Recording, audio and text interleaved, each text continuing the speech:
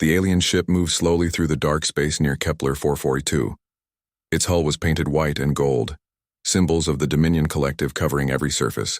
Inside the bridge, Ambassador Kalen stood before a recording device, his three eyes blinking in sequence as he spoke.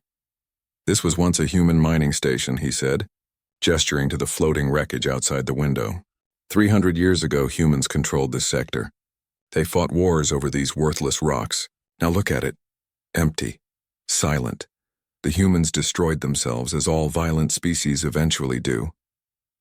Kalen turned off the recording and smiled. His assistant, a smaller alien with purple skin, nodded in agreement. They had been making these propaganda videos for weeks, documenting the failures of humanity for the Dominion archives. Below them, on the forest moon orbiting the gas giant, something watched, deep beneath the trees and soil. Hidden under layers of rock and metal, a settlement called Refuge held 15,000 people. They were humans. Real, living, breathing humans, and they had been hiding for 3 centuries. In the underground council chamber, Dr. Hana Kim stood before a holographic display. She was 43 years old, thin and tired, with gray already streaking through her black hair. She pointed at the alien ship orbiting above them. "They're getting closer," she said. "Every day their scans penetrate deeper. If we don't do something, they'll find us within a month." Captain Minho Park sat at the head of the table. He was older than Hana, maybe 50, with scars crossing his weathered face. He had been preparing for this moment his entire life. His father had prepared. His grandfather had prepared. 4 generations of his family had served as captains of the hidden warship, waiting for the day they might need to use it. "The Dominion thinks we're extinct," Minho said quietly. "That gives us an advantage." "What advantage?" asked Counselor Jabum, an elderly man who had lived through the stories of old Earth. "We have 1 ship. They have fleets. We have 15,000 people. They have billions." Minho stood up slowly. "They think we're gone. They think we're history. They've forgotten what humans can do when we're pushed into a corner." Across the settlement, in a small apartment carved into the rock, young Jiwon Lee sat reading an old paper book. She was 19 with quick eyes and faster hands. She had been training as a pilot since she was 12, flying simulators of ships she had never seen in real life. The book in her hands was her grandmother's journal. The old woman had died last year, but her words remained. Jiwon read the faded ink carefully. "They made us sign the treaty," her grandmother had written. "We agreed to leave the galaxy. We agreed to hide. We agreed to vanish. But we never agreed to forget. We never agreed to forgive. And we never agreed to stay gone forever." Jiwon closed the book. Through her small window, she could see the cavern ceiling far above, painted to look like a sky. It wasn't real. None of this was real. They were living in a hole in the ground, pretending to be extinct, while the aliens who had hunted them now walked freely through space that once belonged to humanity. She hated it. In the military section of Refuge, Sergeant Doyen Choi ran his squad through combat drills. He was 61 years old, one of the few people alive who had actually fought in the last days of the vanishing war.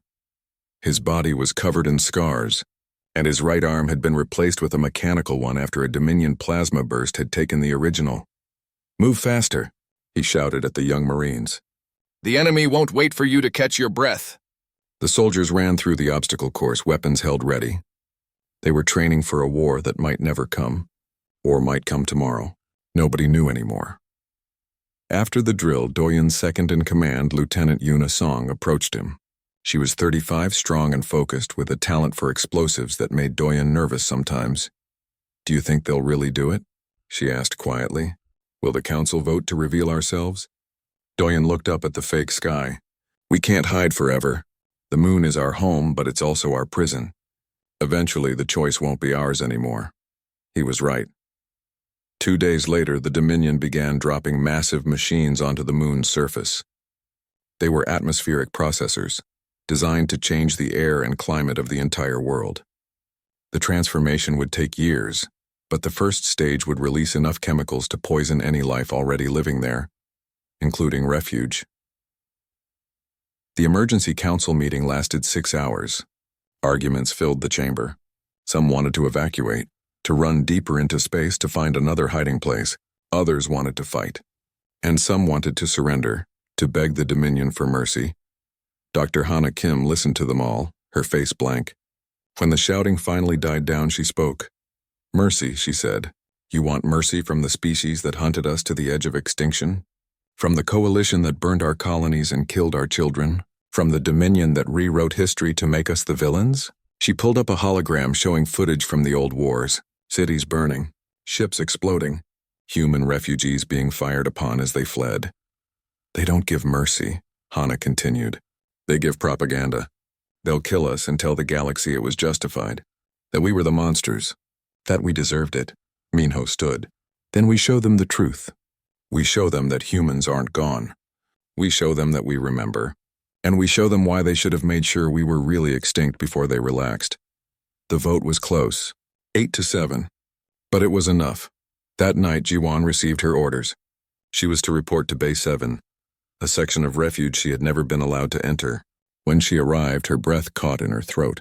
The bay was massive, stretching for hundreds of meters in every direction.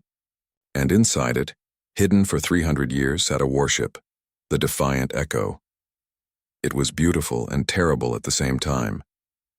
Its hull was dark gray, covered in weapon systems that Jiwan had only seen in history books. Railguns, missile pods, point defense systems, and along its spine the massive cannon that had once torn through Dominion battleships like paper. Captain Minho Park stood at the base of the ship, watching as engineers ran final checks on systems that had been dormant for generations. "Sir," Jiwan said, saluting. "Pilot candidate Lee reporting as ordered." Minho turned to look at her. "Can you fly?" "Yes, sir." "Good. Tomorrow morning we're going to remind the galaxy that humans are still here, and we're going to do it loudly." Above them, the Dominion continued their work, unaware. The atmospheric processors pumped chemicals into the air. Survey teams mapped the surface. Ambassador Kalen prepared another speech about the primitive humans who had destroyed themselves centuries ago. None of them knew that below the rock, in the darkness, something ancient and angry was waking up. The war was about to begin again, and this time, humanity wasn't running. The Dominion fleet hung in orbit like a collection of expensive jewels. 12 ships ranging from small corvettes to the massive flagship Harmonious Dawn. Fleet Commander Vraxis stood on his bridge, all 4 of his arms crossed behind his back, watching the terraforming operation below. "Status report," he commanded. His tactical officer, a nervous younger alien, checked his displays. "Atmospheric processors are functioning at 97% efficiency, Commander. We should have preliminary results within 3 days."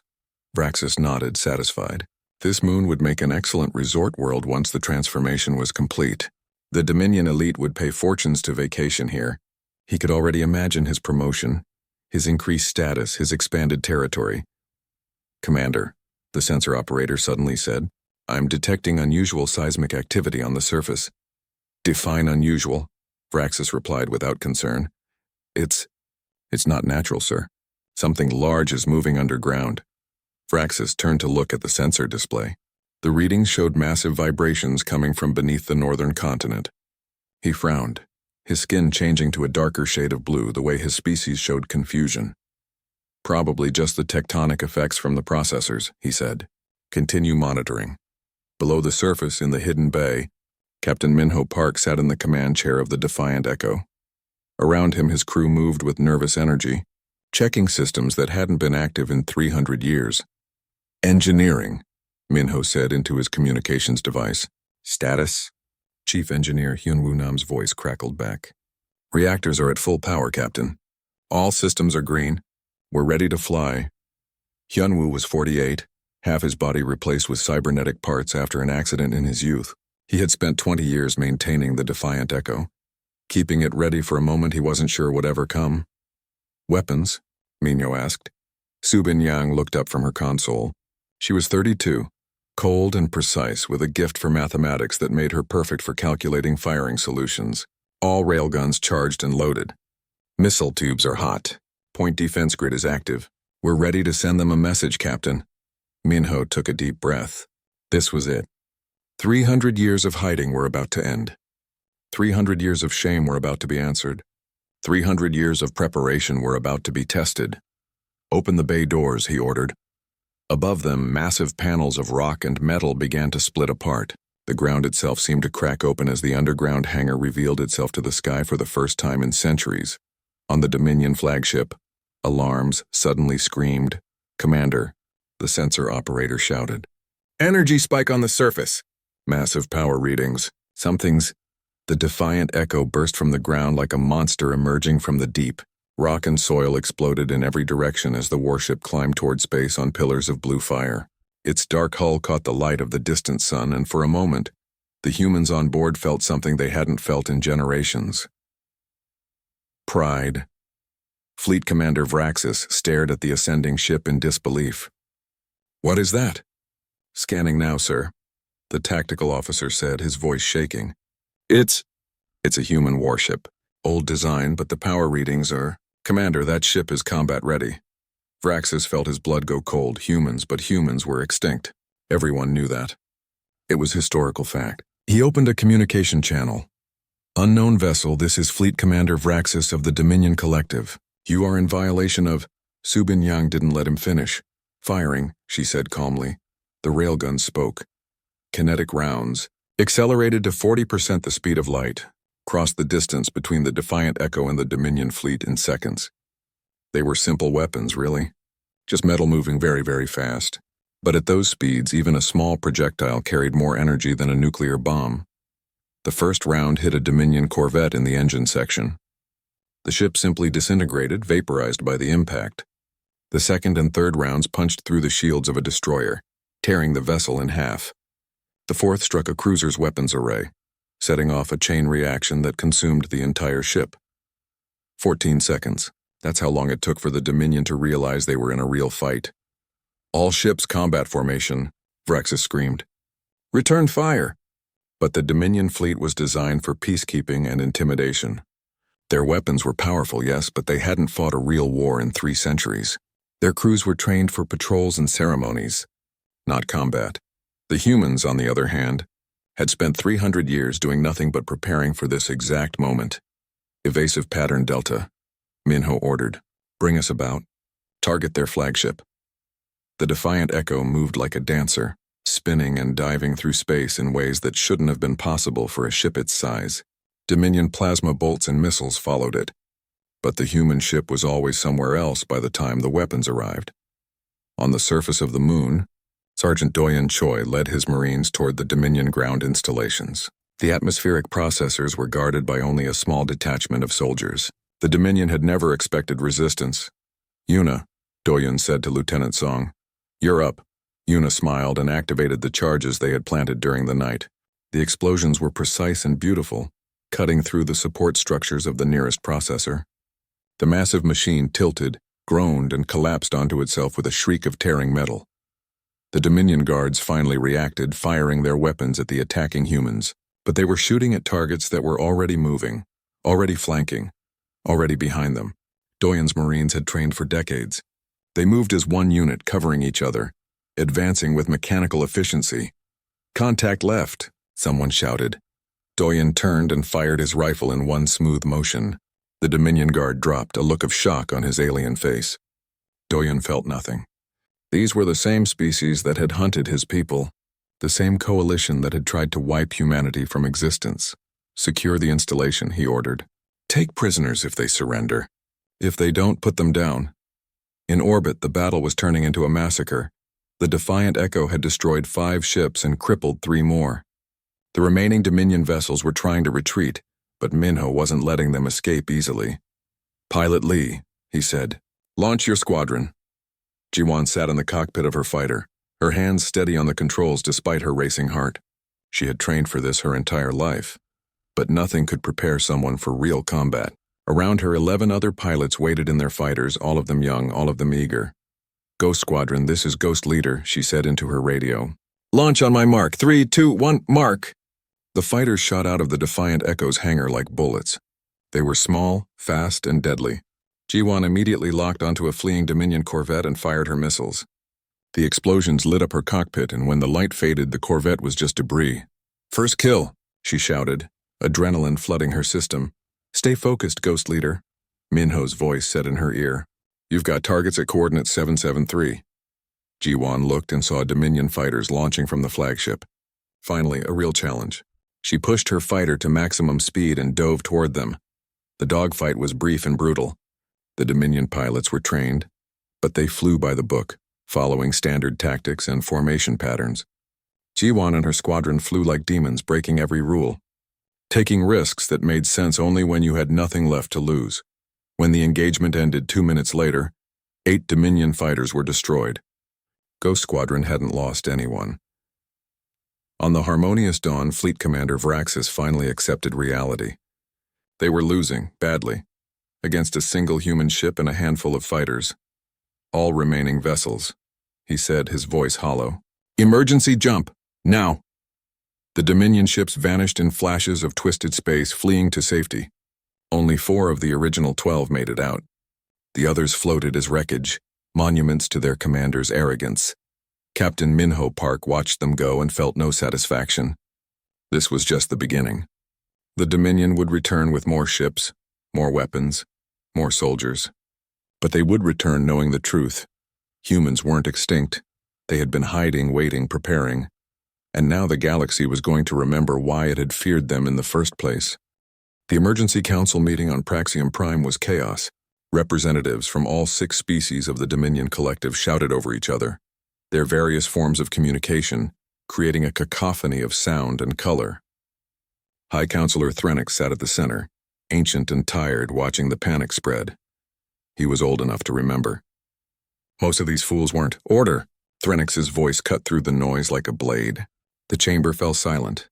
Fleet Commander Vraxis will present his report. Vraxis stepped forward, his skin still pale with fear. We encountered a human warship in the Kepler 442 system. It was hidden beneath the moon's surface along with what appears to be a full settlement. They engaged us without warning. We lost 8 ships. The humans suffered no casualties. Impossible, said Counselor Vex, a thin creature with too many joints. Humans are extinct. This must be some kind of trick.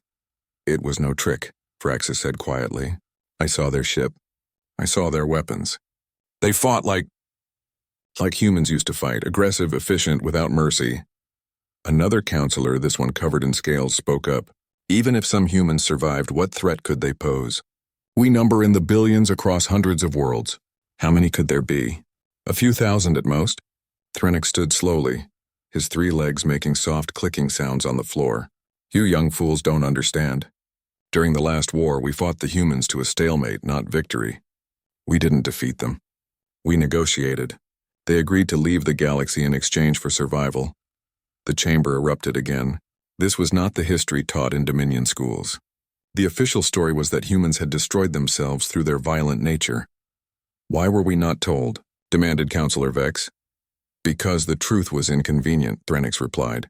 We wanted the galaxy to forget humans existed. We wanted their technology, their worlds, their resources, so we made a deal. Then we told everyone they were extinct, and for 300 years they honored the agreement. They stayed hidden. Then why reveal themselves now? Asked the scaled counselor. Threnix pulled up a display showing the moon where the battle occurred. Because we violated the treaty first. Some of our fleets hunted down human refugees even after the agreement. We took their hidden colonies. We pushed them to the edge. And apparently some survived. The ones who were best at hiding. The ones who were best at waiting. And now? Vraxis asked. Now, Threnix said heavily, we're at war again. Whether we like it or not. Far across the galaxy, in a completely different system, Yunji Kang received the coded signal. She was 73 years old. Though she looked maybe 40 thanks to medical treatments. She had been living undercover on the Dominion world of Tarsus II for 50 years, working as a translator and cultural advisor. Nobody suspected she was human. Her genetic modifications made her appear to be a hybrid of 2 alien species, common enough in the diverse Dominion. She had married, raised children who didn't know their mother's true nature and lived a quiet life. Until today. The signal meant it was time to wake up. Time to remember who she really was. Time to work. Yunji sent back a single encrypted message. Ready, what do you need? The response came from Captain Minho Park himself. Everything. Fleet positions, defense grids, political divisions, and find the others. The others. Yunji smiled slightly. She wasn't the only sleeper agent. During the retreat, Humanity had left behind hundreds of people in deep cover, living false lives, waiting for a day that might never come. Now that day was here. She began her work. Back at Refuge, Dr. Hana Kim stood before a holographic map showing the entire galaxy. Red dots marked known Dominion military positions. Blue dots marked suspected human settlements that had never been found. There were 17 blue dots, 17 chances that other humans had survived. "We're sending signals to all suspected locations," she told Minho, using the old codes. "If anyone is out there, they'll know what it means." "And if the Dominion intercepts the signals?" Minho asked. "Then they'll know we're more than just one settlement," Hana replied. "Maybe that will make them think twice." Admiral Taewoo Jung was the first to respond. He commanded a hidden fleet in the Orion sector, 5 ships that had been waiting in the darkness between stars for 3 centuries. When his communications officer picked up the signal from Refuge, Taewoo felt something he hadn't felt in decades. Hope. "Send the response code," he ordered. "Let them know we're alive. And prepare the fleet for combat operations." His second-in-command, a woman named Sora, looked worried. "Sir, we haven't fought in 300 years. Our crews have trained, yes, but actual combat—" "We're human," Taewoo said simply. "Combat is what we do." Within a week, 6 other settlements responded.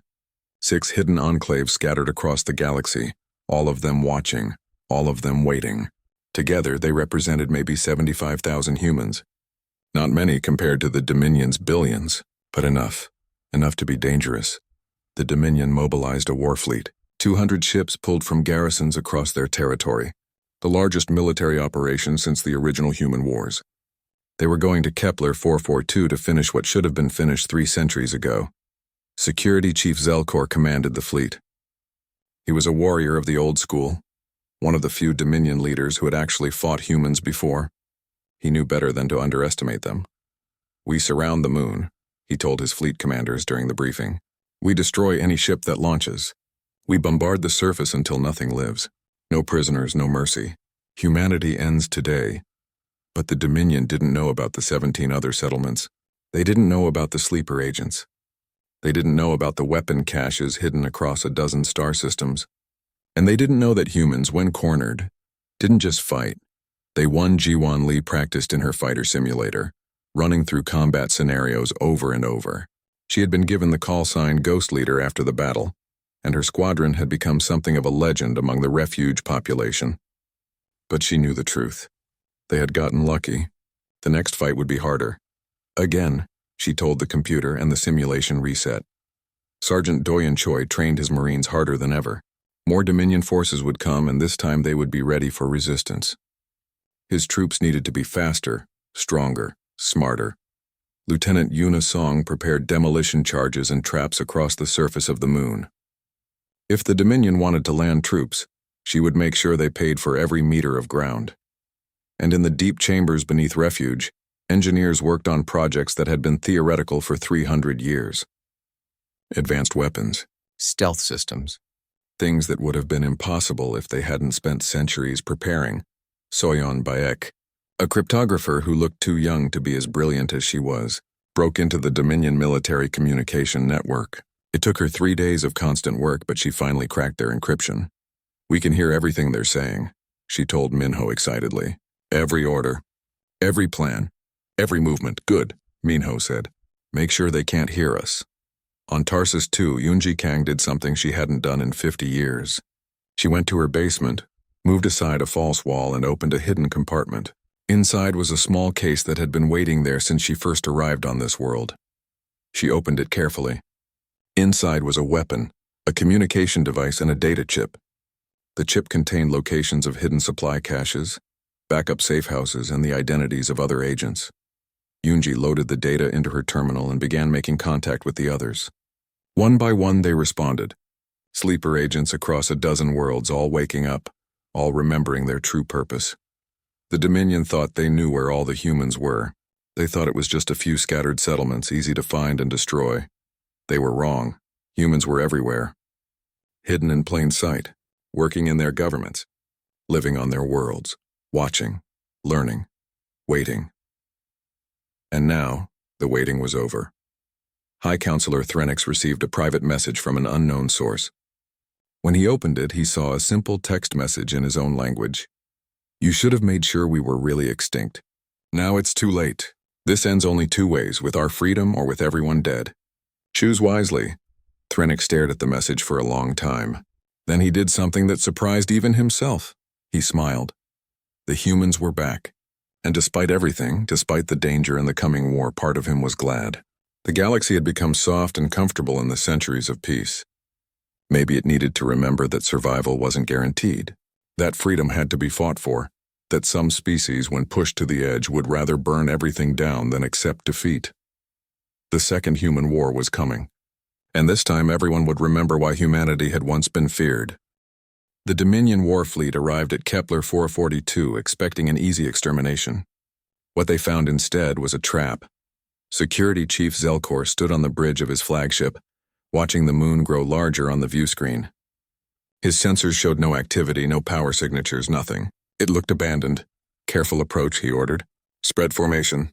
Watch for..." 6 human warships materialized from stealth, appearing like ghosts around the Dominion fleet. They had been waiting. Engines cold, systems minimal, invisible to sensors. Now they came to life all at once, and their weapons spoke before Zelkor could finish his sentence. The Battle of Kepler 442 lasted 4 hours and became a lesson in why you don't underestimate humans. Admiral Taewoo Jung commanded the human forces from his flagship, the Rising Phoenix. His 5 ships were outnumbered 40-1, but numbers didn't mean everything. Not when you had spent 300 years planning for exactly this scenario.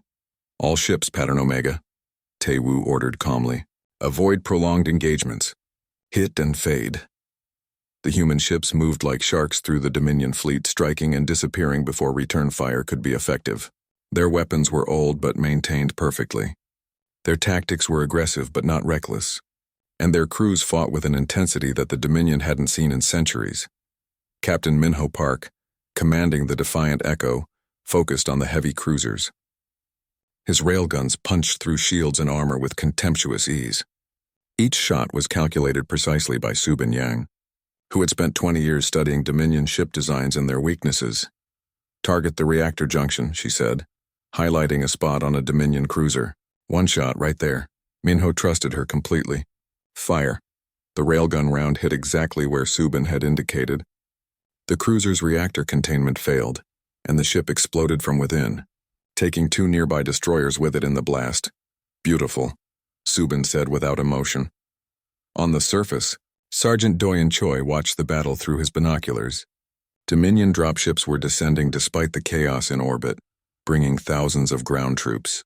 Zelkor had learned from the last encounter. This time he was committing overwhelming force.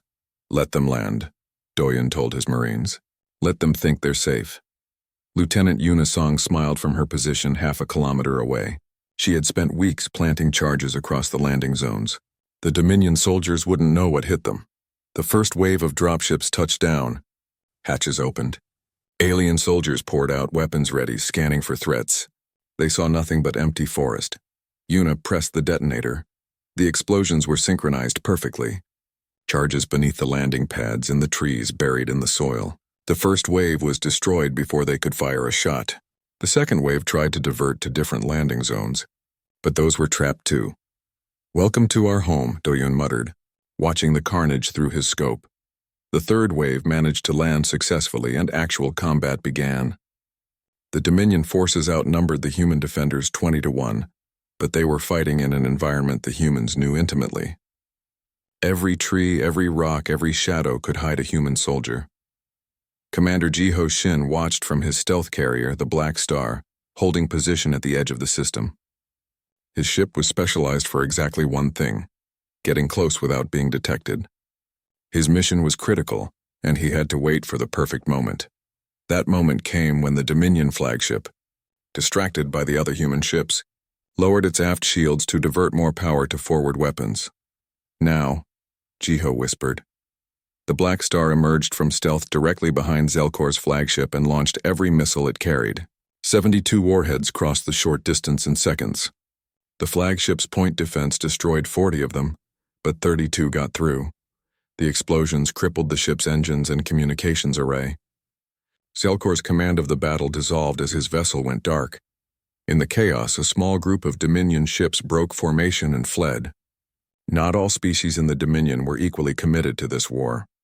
Some, like the Quilox Commonwealth ships, had only been there under political pressure. When the battle turned against them, they decided survival was more important than loyalty. High Counselor Threnix received their message hours later. The Quilox had withdrawn from the Dominion military, declaring neutrality in the human conflict. It was the first crack in the coalition. Others would follow. General Min Jae-o coordinated the defense of 3 other human settlements that came under attack during the same period. At New Seoul, a hidden colony in the Sirius sector, Dominion forces attempted a surprise assault. They found the settlement defended by automated weapon platforms and a population that had been preparing for this day their entire lives. Every adult in New Seoul could fight. Every building had hidden weapons caches. Every street had been designed with defensive positions in mind. The Dominion troops took horrible casualties and achieved nothing. At Haven, another settlement, the humans used different tactics.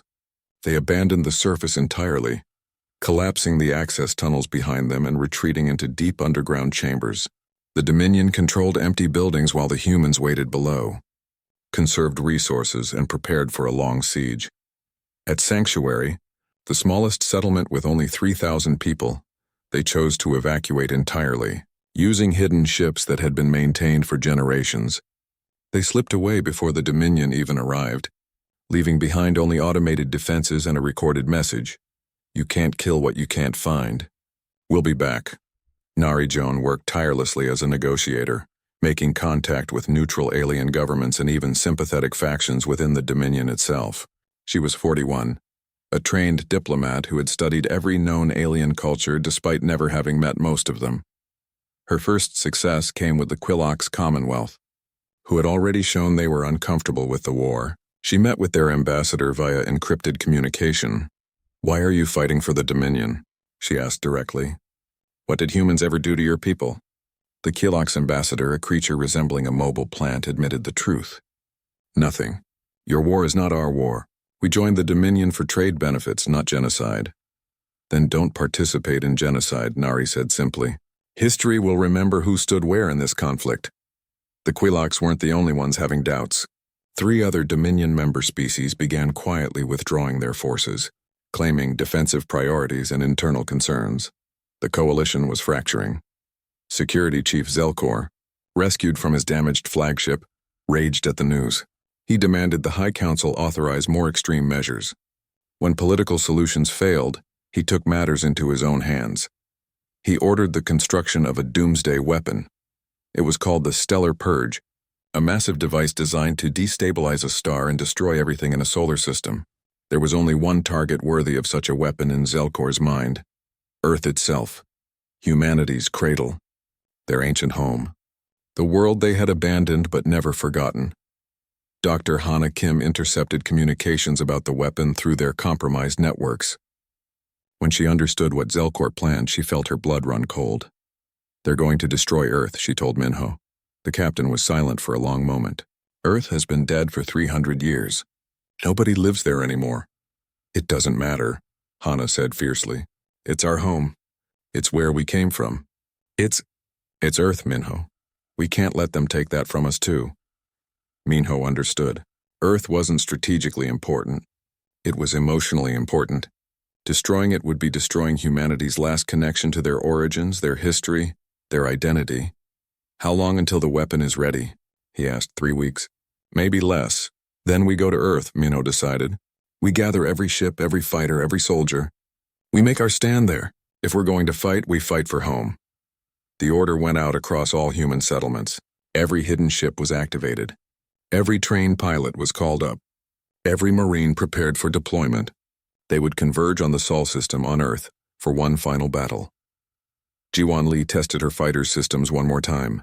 She had survived 3 major engagements so far, earning the respect of pilots twice her age. Her squadron, Ghost Squad, had lost 4 members but gained 8 more. They were ready. Admiral Taewoo Jung plotted the course to Earth with careful precision. His fleet had grown. 6 ships had become 12 as other hidden vessels emerged from their long sleep. It still wasn't enough to match the Dominion's numbers, but it was enough to make a difference. Ambassador Kalen, who had been held prisoner by the humans since the first battle, asked to speak with Captain Minho Park privately. When they met, the alien looked tired and confused. "Why are you doing this?" Kalen asked. "You could hide again. Fade away, survive. Why fight a war you can't win?" Minho looked at him steadily. "Because some things are worth dying for. Freedom, dignity, the right to exist without asking permission. You species in the Dominion forgot that. You've had peace for so long that you think survival is the only thing that matters. Isn't it?" Kalen asked quietly. "No," Minho said. "Living isn't the same as being alive. Humans learned that lesson a long time ago. We'd rather burn bright and brief than fade slowly in the darkness." Kalen had no response to that. Across the galaxy, Yunji Kong and the other sleeper agents prepared for. Earth hung in space like a blue and green jewel, more beautiful than any human alive had ever imagined. 300 years of abandonment had allowed nature to reclaim what civilization had taken. The cities were ruins, overgrown with vegetation. The oceans were clean. The air was pure. It was home. Captain Minho Park stood on the bridge of the Defiant Echo, staring at the planet that his grandfather's grandfather had been forced to leave behind. Tears ran down his weathered face, and he didn't bother to hide them. "We're really here," he whispered. Dr. Hana Kim stood beside him, equally moved. "After 300 years, we came home." But there was no time for sentiment. The Dominion fleet was already in system, and at its center was the Stellar Purge, the doomsday weapon aimed at Earth's sun. Security Chief Zelkor commanded 147 ships. He had lost many in previous battles, and political fractures had cost him more. But he still outnumbered the human forces 7-1. "Activate the Stellar Purge," he ordered. "Target the sun. Charge sequence begins now." On his tactical display, the weapon began to glow. It would take 6 hours to fully charge, and then it would fire a beam of exotic particles into the sun's core, destabilizing the fusion reactions and causing a supernova that would consume the entire solar system. Admiral Tae-Woo Jung watched the enemy fleet from his position at the edge of the system. He commanded 23 human warships, all that remained of humanity's naval forces, against 147 Dominion vessels. "Long odds," his second-in-command, Sora, said quietly. "Human odds," Tae-Woo replied with a thin smile. "Broadcast to all ships. Tell them it's time to show these aliens why Earth gave birth to warriors."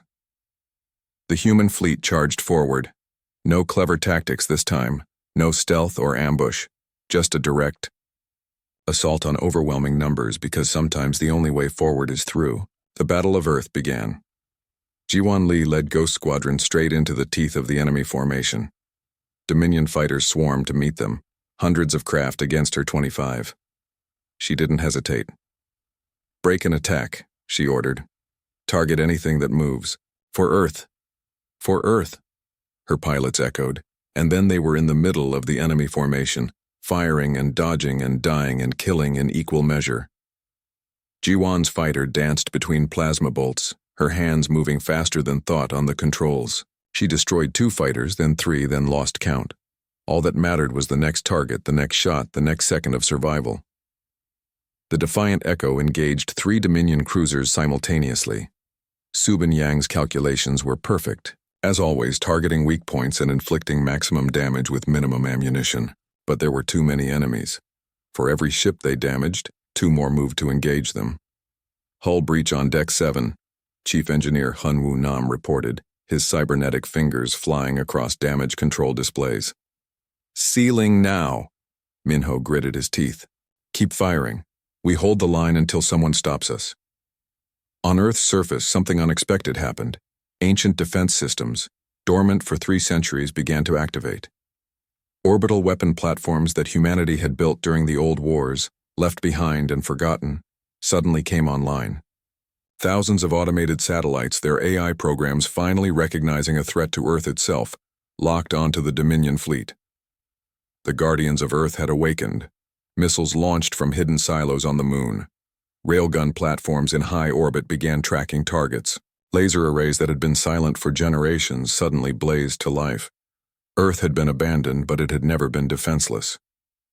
Security Chief Zelkor stared in horror as his tactical display filled with new threats. What is this? Where? Are these weapons coming from? The planet itself, his tactical officer said, voice shaking. The humans left automated defenses, thousands of them. Suddenly, the odds weren't quite so overwhelming. Ambassador Kalen watched from a small shuttle, held back from the fighting by human orders. He saw the battle unfold, saw humans and their automated guardians fighting with desperate courage against impossible numbers, and he saw something else. He saw Dominion ships hesitating, captains questioning their orders, crews wondering why they were trying to destroy a planet that had done nothing to them. He made a decision. Opening an encrypted channel on a frequency only Dominion command ships would monitor, Kalen began broadcasting. This is Ambassador Kalen to all Dominion forces. I have been held by the humans for weeks. They could have killed me. They could have tortured me for information. Instead, they treated me with respect and dignity. They showed me their history, the truth we've hidden from the galaxy. We hunted them. We tried to exterminate them. And now we're trying to destroy their homeworld for the crime of wanting to exist. Zelkor tried to jam the transmission, but it was already spreading through the fleet. Look at them, Kalen continued, his voice passionate. They're outnumbered, outgunned, and they're still fighting. Not for conquest, not for revenge, but for the right to go home, for the right to exist. Are we really going to murder an entire species for that? The first ship to break formation was a destroyer captained by a young Quilox officer who remembered his own species' struggles for independence centuries ago. He powered down his weapons and moved away from the Dominion fleet. Then another ship withdrew, and another. Traitors, Zelkor screamed. All ships fire on any vessel that breaks formation. But he was losing control. The cracks in Dominion unity were becoming chasms. High Counselor Threnix, watching the battle from Praxium Prime, made his own decision. He was old, he was tired, and he was sick of genocide. Opening his own broadcast on emergency override, his voice carried to every Dominion ship in the Sol system. This is High Counselor Threnix. All Dominion forces are ordered to cease fire immediately. Security Chief Zelkor is relieved of command and will be arrested for war crimes. This conflict ends now. Zelkor, desperate and furious, made his final mistake. The Stellar Purge is ready. I don't need the fleet, I'll destroy Earth myself. He pressed the activation button. Nothing happened. On a Dominion supply station 3 star systems away, Yunji Kang disconnected the final power relay she had been working on and smiled. She had spent the last week quietly sabotaging the weapon's remote systems. The Stellar Purge was just an expensive piece of junk now, its exotic particle beam as dead as its creator's dreams. Sorry, she transmitted to Zelkor on an open channel. Humans don't give up easy. And we don't forget our friends either. This one's for all the people you murdered. Zelkor was arrested by his own crew moments later. The battle was over. Human and Dominion ships held position, weapons still ready, but no longer firing. Slowly, carefully, Ambassador Kalen's shuttle approached the defiant Echo. Minho authorized docking, and minutes later the alien diplomat stood in the hangar bay with an honor guard of human Marines. I want to negotiate, Kalen said simply. Real negotiations, not surrender terms, a genuine peace. Minho studied him for a long moment, then nodded. Earth. We meet on Earth, in the ruins of Old Sol. That's where we talk. 3 days later, they gathered in what had once been the city center of Sol. Nature had transformed the ruins into something beautiful and wild.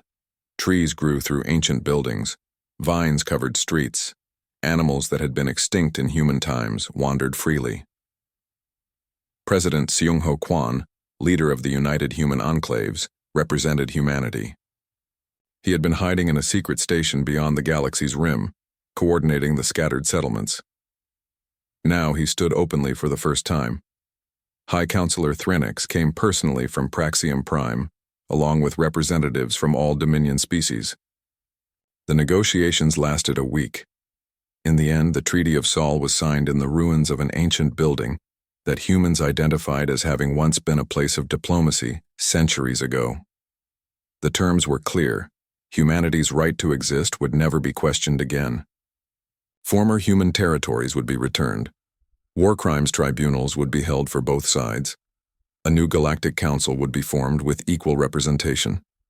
And Earth would be declared a protected world, sacred to humanity, never to be claimed or colonized by any other species. Ambassador Kalen asked for asylum among humans. His own people considered him a traitor.